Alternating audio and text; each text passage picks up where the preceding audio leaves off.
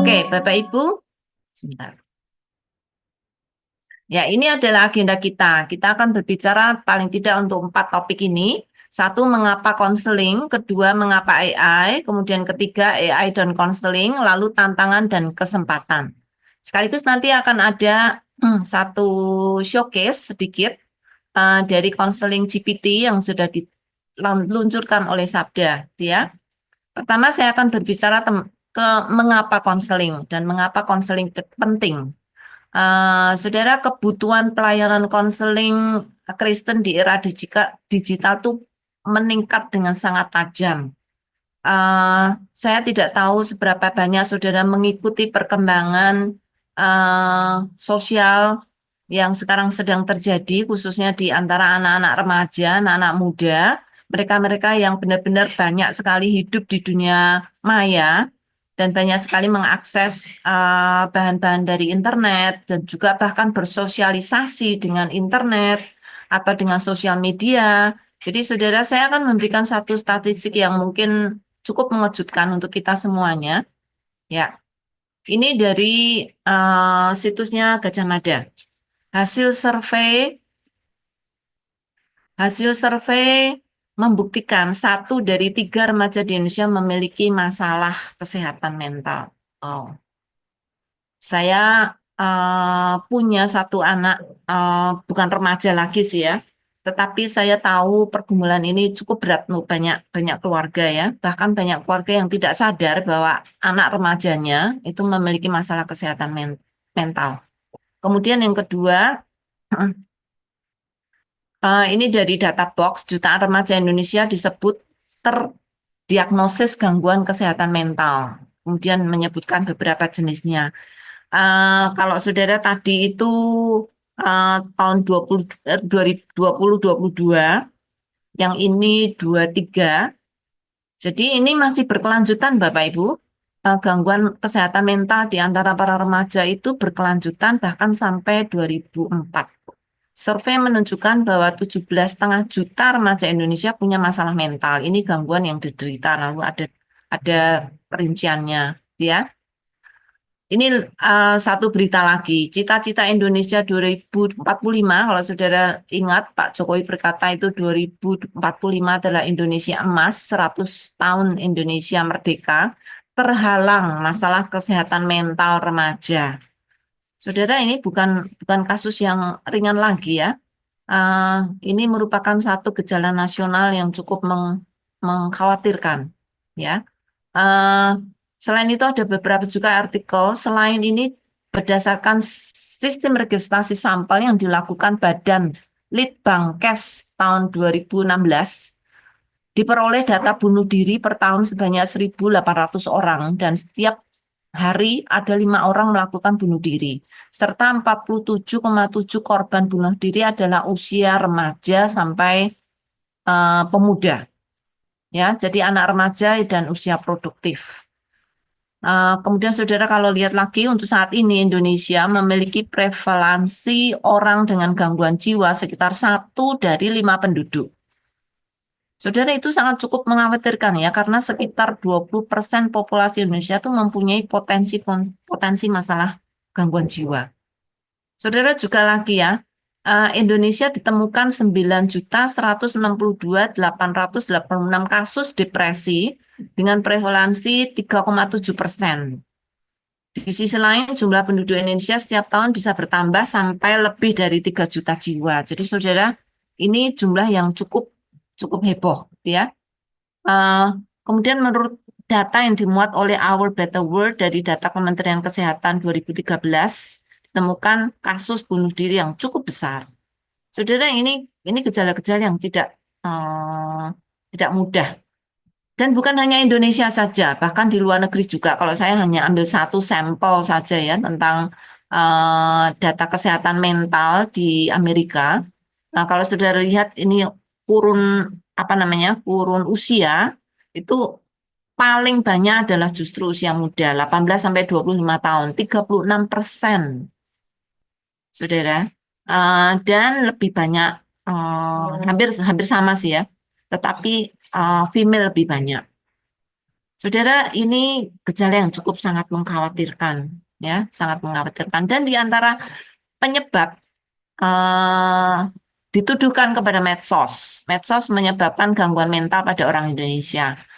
Dan saudara, saya nggak tahu berapa banyak dari saudara yang mengikuti berita-berita ini, tetapi ini cukup mengkhawatirkan.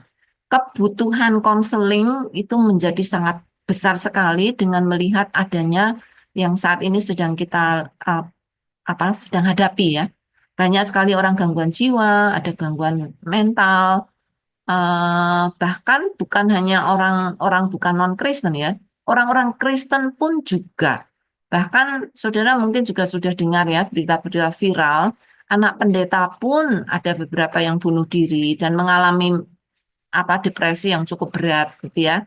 Jadi bukan hanya orang non-Kristen, orang Kristen pun mengalami banyak sekali masalah ini. Jadi saudara, apa yang saudara akan lakukan? Saat ini di Indonesia bukan ini saya bicara hanya untuk Indonesia saja ya. Jumlah konselor itu sangat-sangat terbatas. Apalagi yang terdidik ya dengan pengetahuan dan keterampilan untuk bisa memberikan pelayanan konseling itu sangat sedikit dibandingkan dengan kasus yang ada atau banyaknya kebutuhan yang ada. Selain itu, kalaupun ada orang-orang yang bisa mendapatkan pelayanan konseling, biayanya cukup mahal gitu ya. Sehingga tidak banyak orang mau benar-benar pergi ke konselor yang terdidik ya,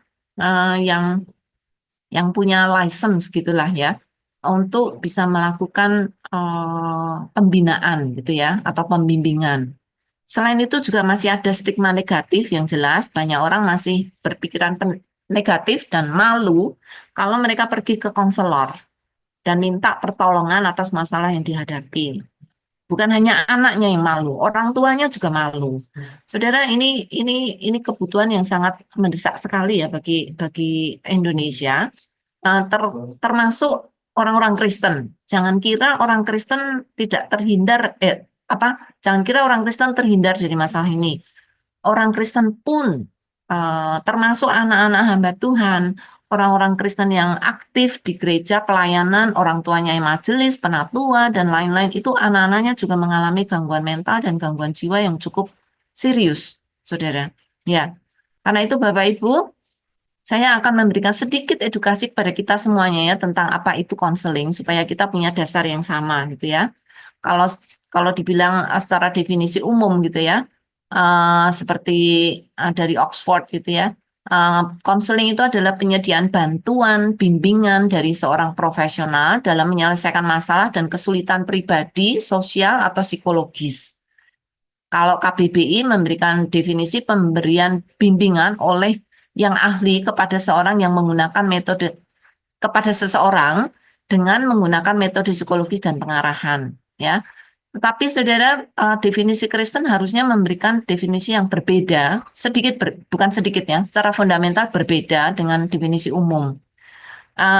Psikologi Today itu memberikan definisi konseling Kristen adalah kategori dukungan emosional dan hubungan yang luas yang mengacu pada prinsip-prinsip kekristenan untuk membantu klien menghadapi tantangan atau konseli dalam menghadapi tantangan, baik itu tantangan emosi, tantangan sosial, atau tantangan psikologis. Nah, saudara, saya ingin Bapak Ibu mengetahui dengan jelas ada perbedaan sangat fundamental antara konseling sekuler dan konseling Kristen.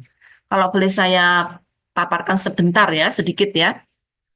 Konseling sekuler itu mendasarkan teori mendasarkan pelayanannya atau pembinaannya itu dengan teori psikologi, dengan penelitian empiris dan juga etika sekuler atau humanisme. Sedangkan konseling Kristen itu memakai landasan teologi Kristen dan prinsip-prinsip Alkitab. Jadi beda banget Bapak Ibu, apalagi worldview-nya. Worldview untuk konseling sekuler itu berfokus pada pemahaman perilaku manusia melalui perspektif ilmiah dan psikologi. Tapi worldview Kristen adalah Alkitab dan doktrin-doktrin yang menjadi pusat untuk memahami perilaku manusia. Jadi perilaku manusia itu tidak hanya dilihat secara ilmiah atau secara psikologis, tapi melihat dari sudut pandang Alkitab, bagaimana manusia itu bertingkah laku dan bagaimana seharusnya manusia bertingkah laku. Tujuan dari konseling sekuler itu adalah membantu individu mencapai pertumbuhan rohani atau pertumbuhan pribadi. Sedangkan kekristenan itu pertumbuhan rohani. Jadi bukan hanya uh, pribadi saja, tetapi bagaimana mereka bisa menyelaraskan hidup mereka dengan ajaran Alkitab dan bertumbuh secara rohani. Bukan hanya sesuai dengan ajaran Alkitab, tapi kalau di dalam kehidupan rohaninya tidak bertumbuh, itu pasti ada something wrong, gitu ya. Kemudian sasaran psikologi apa namanya sekuler itu adalah menyelesaikan masalah-masalah. Tujuannya untuk meningkatkan kesehatan mental atau meningkatkan fungsi keseluruhan hidup gitu ya. Kristen tidak, bukan hanya itu tujuannya. Hidup kepada hidup taat pada Tuhan, pada kehendak Tuhan dan memuliakan Dia menjadi sasaran utama dalam seorang Kristen. Sekalipun mungkin dia sehat-sehat saja, mungkin secara emosi dia oke, secara finansial dia aman gitu ya. Tapi kalau hidup tidak memuliakan Tuhan dan hidup tidak mentaati kehendak Tuhan, itu konselor eh, kons- konselor Kristen itu memiliki satu beban, bukan hanya hidup secara pribadi baik, tetapi bagaimana dia hidup di hadapan Tuhan. Karena itu kadang-kadang konselor Kristen itu tidak selalu harus punya license atau pendidikan tertentu untuk dia bisa menjalankan konseling. Karena sebagai seorang yang dewasa rohani pun dia bisa melakukan pelayanan konseling kepada orang lain karena kerohaniannya lah yang menolong dia untuk bisa menolong orang lain, ya. Metode konseling sekuler itu memanfaatkan teori dan teknik psikologis yang sudah mapan, yang sudah diakui oleh secara akademis atau secara dunia gitu ya. Tetapi di dalam konseling Kristen kita memadukan ajaran-ajaran Alkitab, doa dan bimbingan rohani untuk menjalankan pembimbingan. Jadi Bapak Ibu sangat beda sekali. Kalau saudara mempercayai konseling sekuler, harus saudara melihat dari kacamata Alkitab, gitu ya, bukan hanya dari kacamata dunia. Secara humanisme mungkin saudara oke, tetapi di hadapan Tuhan mungkin saudara tidak oke, ya. Nah, saudara, elemen konseling Kristen itu memberikan satu nilai yang sangat luar biasa yang saya kira penting sekali untuk kita pahami. Ya, pertama adalah Kristus. Kristus itu menjadi pusat harapan orang percaya. Ya, bukan orang lain, tidak ada orang lain. Dialah Tuhan dan Allah bagi hidup kita. Dialah yang sudah membayar hidup kita dengan darahnya. Dialah yang harus menjadi Tuhan di dalam hidup kita. Yang kedua adalah Alkitab. Hikmat Allah jauh lebih tinggi daripada hikmat manusia. Ya, hikmat manusia, entah itu psikologi, entah itu ilmu, ya, itu punya hikmat, tapi itu hikmat pengetahuan. Ada hikmat yang jauh lebih tinggi dibandingkan hikmat pengetahuan, yaitu hikmat Allah. Ya, karena Dia yang menciptakan pengetahuan, Dia yang menciptakan segala sesuatu. Dan Roh Kudus itu elemen yang ketiga. Dia adalah penolong sejati yang Allah berikan untuk anak-anaknya. Jadi Roh Kuduslah yang menolong kita pada dasarnya bagaimana kita bisa hidup. Roh Kudus kadang memakai orang lain, kadang Roh Kudus memakai hambanya, memakai pelayannya, memakai pendeta, memakai konselor, tetapi pada dasarnya pertolongan kita adalah datang dari Dia, dari Roh Kudus yang membimbing kita untuk hidup taat kepada Tuhan, untuk hidup benar di hadapan Tuhan. Kemudian yang ketiga adalah, keempat adalah doa. Orang percaya harus bergantung sepenuhnya kepada pertolongan Allah. Dan melalui doalah dia menyatakan ketergantungannya itu kepada Tuhan. Kemudian yang kelima adalah tubuh Kristus. Gereja adalah tempat untuk kita saling menasehati dan saling mengasihi. Di dalam tubuh Kristus inilah kita bertumbuh menjadi manusia yang dewasa di dalam Tuhan. Tuhan menyediakan tubuh Kristus untuk menolong kita untuk terus bertumbuh, untuk saling mengasah, menajamkan, supaya kita semua bisa saling menolong dan saling mengasihi. Ya, Bapak Ibu. Jadi ini elemen yang sangat penting untuk kita pertimbangkan kalau saudara menjadi seorang konselor, kalau saudara menjadi orang tua, atau saudara menjadi teman bagi orang-orang yang saudara layani. Saudara sekalipun mungkin tidak bersekolah secara khusus, secara konseling, tetapi Tuhan bisa memakai saudara untuk menjadi seorang konselor, untuk menolong orang lain untuk bertumbuh di hadapan Tuhan. Gitu ya. Oke. Bapak Ibu, selanjutnya adalah bagian yang kedua. Apa hubungan konseling dengan AI? Apa AI sih?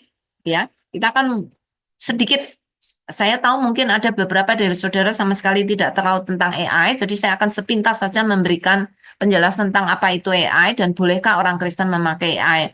Karena kalau saudara masih punya kontra terhadap AI, maka saudara akan kesulitan memakai AI untuk menjadi penolong saudara di dalam melakukan konseling. Karena itu kita beresin dulu ya. Oke. Apa itu AI? AI adalah mesin atau sistem komputer yang bisa belajar. Dia meniru kecerdasan manusia, dia belajar untuk meniru kecerdasan manusia, dan supaya dia bisa melakukan tugas-tugas yang biasa dilakukan oleh manusia. Tujuannya sebenarnya untuk membantu bagaimana manusia bisa melakukan tugas-tugasnya dengan efisien, ya. Jadi AI itu hanya mesin, Bapak Ibu. Sekalipun banyak orang berpikir dia robot, tapi di belakang robot itu ada mesin. Ya, mesin inilah yang menjalankan. Jadi saudara, AI itu hanya alat, hanya mesin yang dibuat oleh manusia. Ya, tapi keistimewaan dari AI adalah dia mesin yang bisa belajar. Ya, oke. Apa manfaat AI? Banyak sekali manfaatnya. Saya kira saudara selama 1 hari ini sudah mendengar banyak sekali apa yang bisa dilakukan oleh AI. Dia bisa generate text, dia bisa generate media, dia bisa bekerja secara real time, dia bisa diajak ngobrol dan diskusi. Tadi kita melihat beberapa kali ya, disebutkan conversational. Jadi ini mesin yang bisa berbicara kepada kita, bisa bisa saling menimpali, bisa saling belajar satu dengan yang lain, gitu ya. Kemudian berikutnya, sekalipun AI itu punya manfaat banyak dan bisa digunakan, tapi kita sebagai orang Kristen harus sadar sesadar-sadarnya bahwa AI itu punya bahaya. AI itu bukan barang yang bisa dipakai seenaknya dan dibuang seenaknya. Saudara, AI ini punya peran yang sangat besar, apalagi sekarang dikatakan di beberapa artikel ya. Sekarang itu di seluruh dunia itu sudah, khususnya di negara-negara modern ya, yang maksudnya di negara maju, 60% dari perusahaan itu sudah memakai AI. Jadi saudara, AI itu sudah masuk ke dalam kehidupan kita secara secara secara apa namanya, secara menyeluruh gitu ya. Kalau saudara bilang saya nggak mau pakai AI, saudara sudah pakai AI. Nggak mungkin saudara akan bilang saya belum pernah pakai AI, saudara sudah pakai AI. Ya, karena itu, karena toh saudara sudah pakai AI dan saudara akan pakai AI lebih banyak lagi, alangkah lebih baiknya kalau saudara itu belajar sungguh-sungguh bagaimana memakai dengan benar dan punya motivasi dengan benar, tujuan yang benar. Kalau saudara punya cara yang salah, motivasi yang salah, dan tujuan yang salah di dalam memakai AI, AI bisa menjadi sangat-sangat berbahaya. Sangat berbahaya, Bapak Ibu. Jadi, saya sangat sarankan Bapak Ibu benar-benar belajar ya. Nah, kalau cara kami dari Yayasan Baka Sabda atau orang lain bisa menolong Bapak Ibu belajar. Tetapi motivasi dan tujuan itu kami nggak bisa ngajarin. Karena kita semua manusia nggak bisa melihat motivasi orang. Mungkin mungkin dia sudah bisa mengatakan motivasi saya ini. Tapi siapa tahu yang ada di dalam hati. Tidak ada orang tahu kecuali Tuhan. Karena itu Bapak Ibu, ketika saudara nanti akhirnya akan memakai AI di dalam melakukan tugas-tugas, saudara ingat 2 hal ini. Motivasi saudara apa ketika memakai AI? Tujuan saudara dalam memakai AI apa? Kalau motivasi saudara salah, maka AI akan menjadi alat bumerang yang sangat berbahaya. Saudara, AI bisa mencelakakan saudara, bisa mengubah karakter saudara, dan AI bisa menjerumuskan saudara, bahkan bisa menyesatkan saudara. Jadi saudara pilih ya, selidiki hati saudara, motivasi saudara apa, tujuannya apa. Kalau saudara pakai AI karena saudara malas, saudara akan dijerumuskan oleh AI dan karakter saudara akan menjadi karakter yang sangat buruk sekali. Dan saudara tidak mungkin akan memiliki integrasi yang benar, integrasi iman yang benar di hadapan Tuhan. Cara kami bisa ngajarin, tapi motivasi dan tujuan itu tanggung jawab saudara dengan Tuhan. Gitu ya. Jadi Bapak Ibu, ketika nanti saudara memakai AI untuk konseling, ingat ini, motivasi harus benar, tujuan harus benar. Saudara bertanggung jawab di hadapan Tuhan. Karena bisa sangat mudah sekali saudara akan terjerumus ke hal yang tidak saudara kehendaki. Ya, oke. Jadi saudara, AI sudah dipakai di seluruh dunia. AI sudah menjadi bagian dari hidup manusia. Seluruh dunia sudah memakai AI. Nah, apakah orang Kristen boleh memakai? Bagi saudara yang masih bergumul, apakah AI itu bisa dipakai untuk Tuhan atau tidak? Saya akan memberikan satu ayat nih ya. Di dalam Kolose 1 ayat 16. Karena di dalam dialah telah diciptakan segala sesuatu. Saudara, saudara nanti akan melihat ya, kata segala sesuatu itu diulang. Ya, itu karena oleh Paulus secara sengaja dipakai. Segala sesuatu tidak ada yang tidak diciptakan melalui Kristus. Baik yang di segala sesuatu yang diciptakan yang ada di surga, yang ada di bumi, yang kelihatan dan yang tidak kelihatan, baik singgasana maupun kerajaan, baik pemerintah maupun penguasa, segala sesuatu diciptakan oleh Dia dan untuk Dia. Saudara, Tuhan memberikan kita akal budi, memberikan kepandian kepada manusia.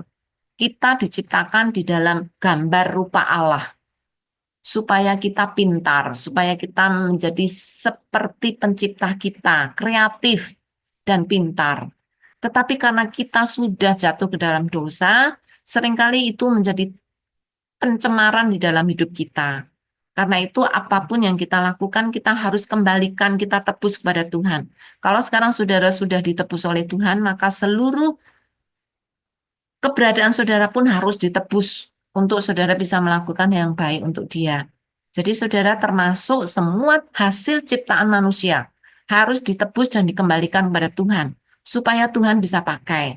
Karena Tuhanlah sebenarnya yang paling berhak memakai. Karena apa? Tuhanlah yang memberikan kepandian kepada manusia. Tuhanlah yang memberikan akal budi kepada manusia. Karena itu dialah yang patut menerima semua yang terbaik dari apa yang dilakukan oleh manusia. Ya.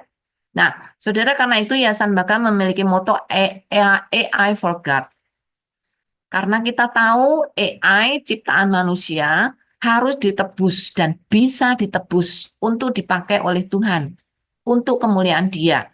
Bahkan Tuhanlah sebenarnya yang paling berhak memakai teknologi tercanggih di dunia ini untuk pekerjaannya, untuk kemuliaan Dia. Karena itu Bapak Ibu ini komitmen dari Yayasan Baka Sabda. Nah, kita akan masuk bagian yang ketiga, AI dan konseling.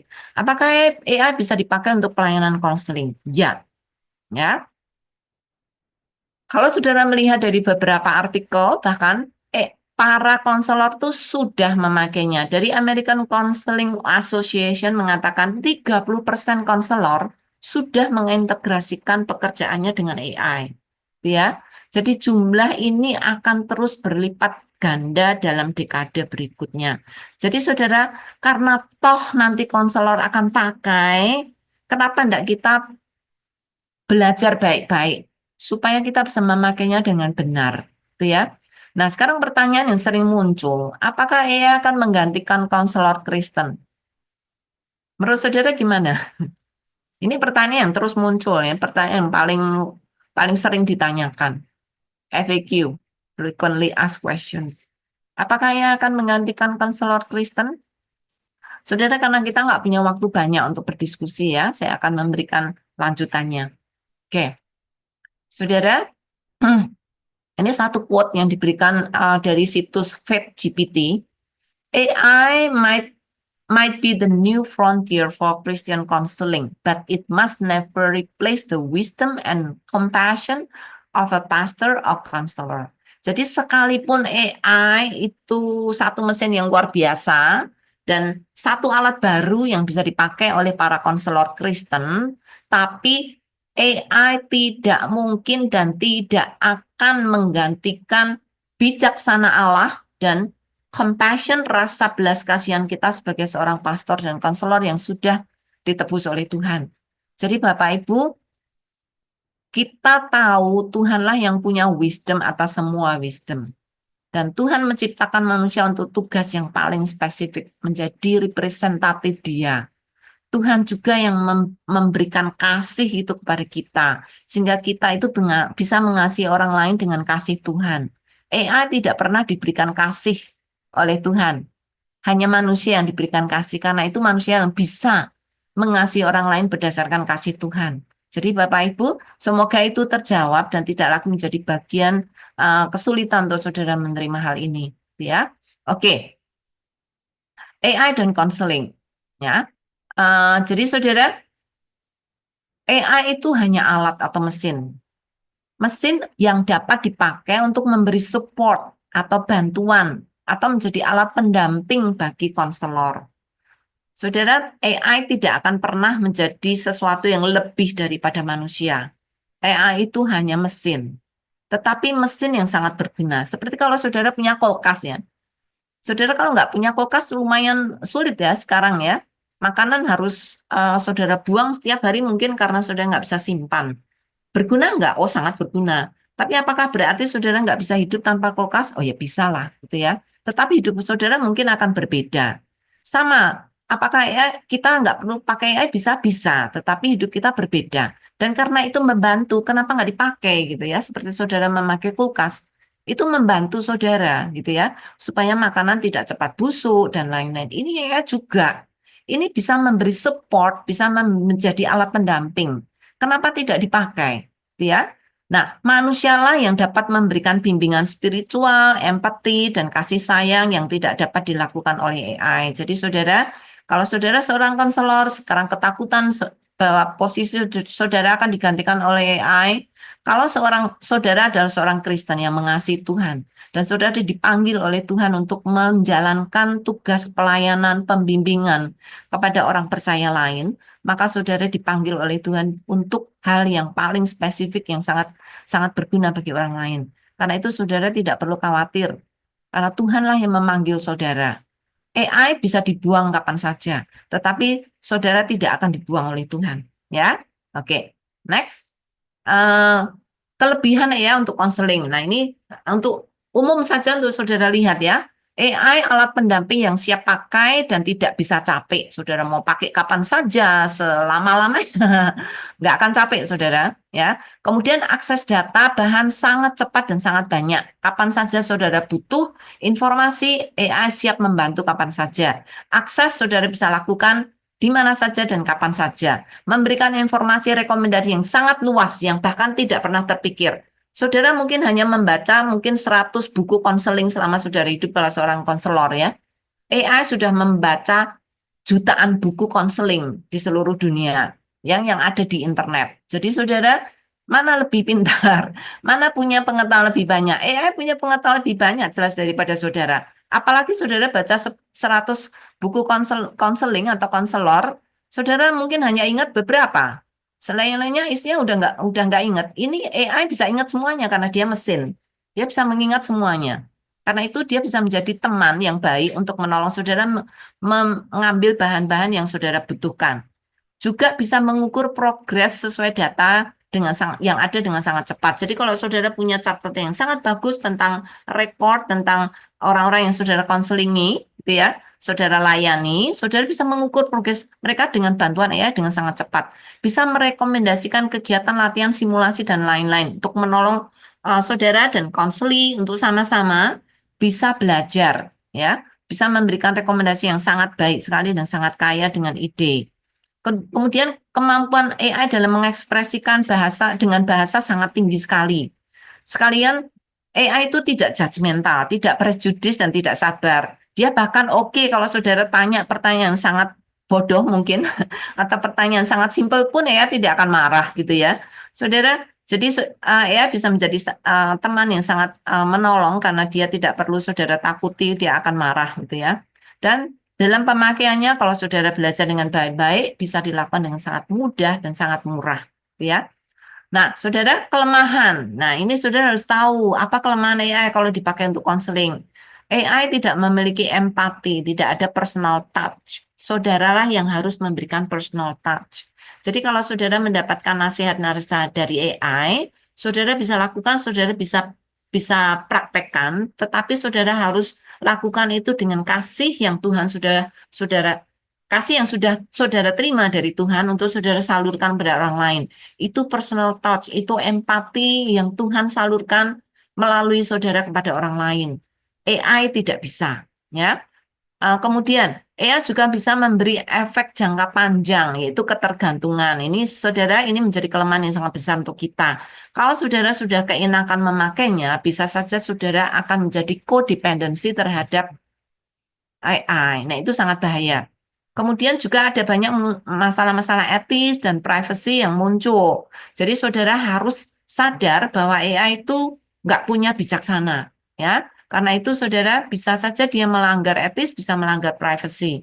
Kemudian juga dia tidak bisa memahami nuansa kontekstual atau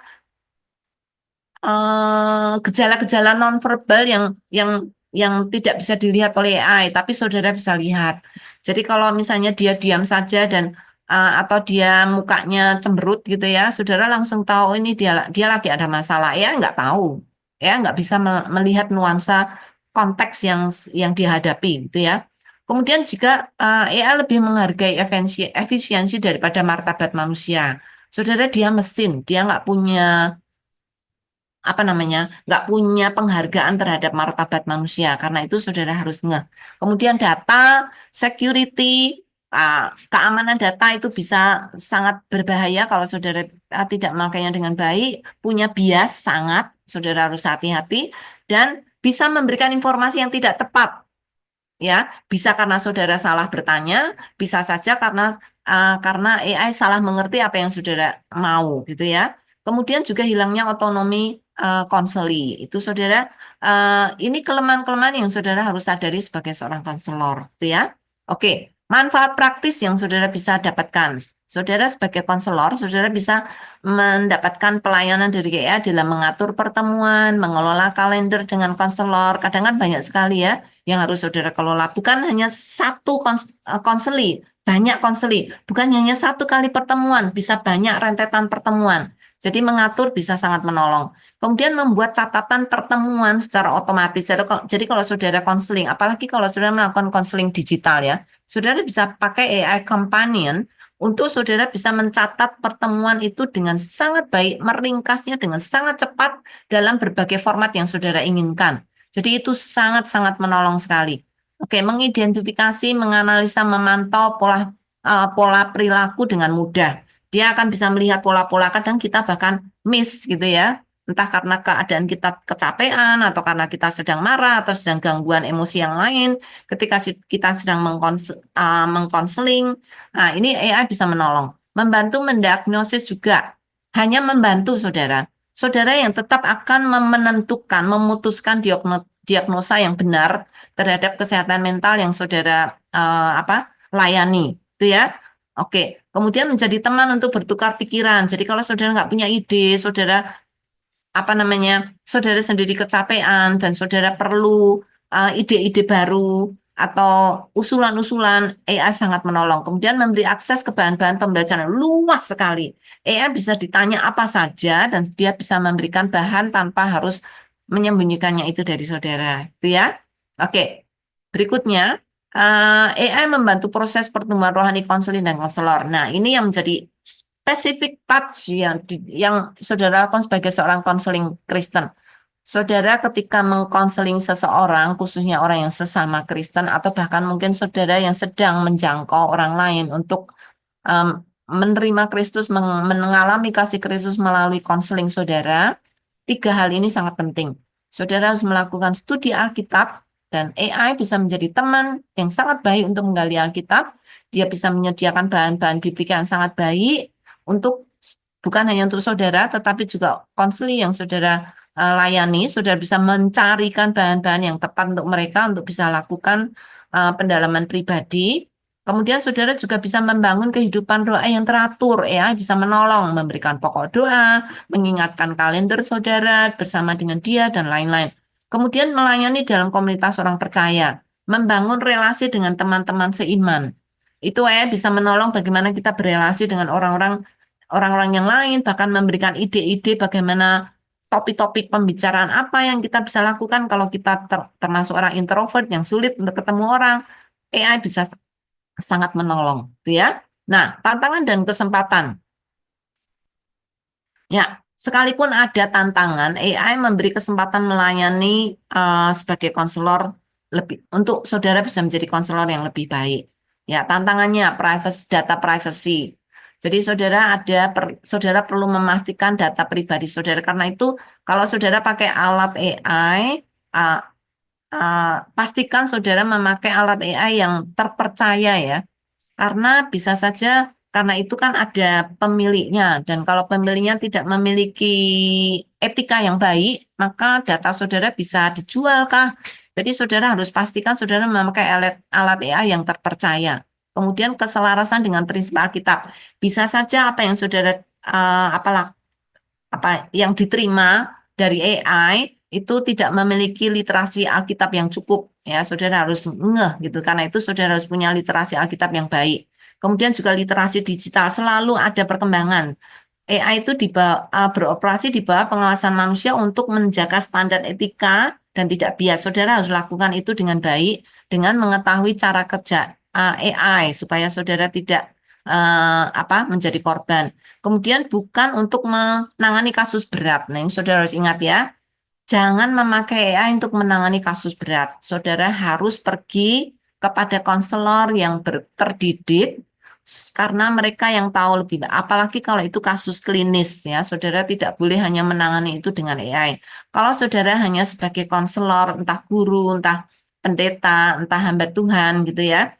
Kalau itu ada kasus berat, khususnya kasus klinis, saudara harus pergi ke konselor yang benar, ke psikolog yang terdidik gitu, yang punya license, yang punya pendidikan supaya saudara bisa menolong dengan baik ya. Jadi kalau itu kasus konseling yang berat harus ditangani secara personal dengan orang yang mendampingi saudara, gitu ya. Kesempatannya sangat besar sekali. AI bisa menjadi asisten konselor, AI menyediakan resources, dan AI menjadi teman diskusi. Nah, karena saya waktunya sangat cepat sekali nih, saya punya waktu 5 menit untuk saya bisa melakukan studi kasus ya. Oke, saya akan tutup dengan ayat ini. Kita tahu sekarang bahwa Allah turut bekerja dalam segala sesuatu, termasuk ketika kita memakai AI. Tuhan bisa memakai AI dengan bijaksana yang dari Tuhan. Jadi saudara harus dekat pada Tuhan supaya saudara tahu, gitu ya. Kadang AI bisa menyesatkan, tetapi kalau saudara peka secara rohani, maka saudara akan tahu kapan memakai AI dengan baik, kapan mempercayai AI dengan baik, gitu ya. Maka segala sesuatu mendatangkan kebaikan bagi mereka yang mengasihi Dia, yaitu mereka yang terpanggil sesuai dengan rencananya. Nah, saudara, ini paling tidak satu uh, apa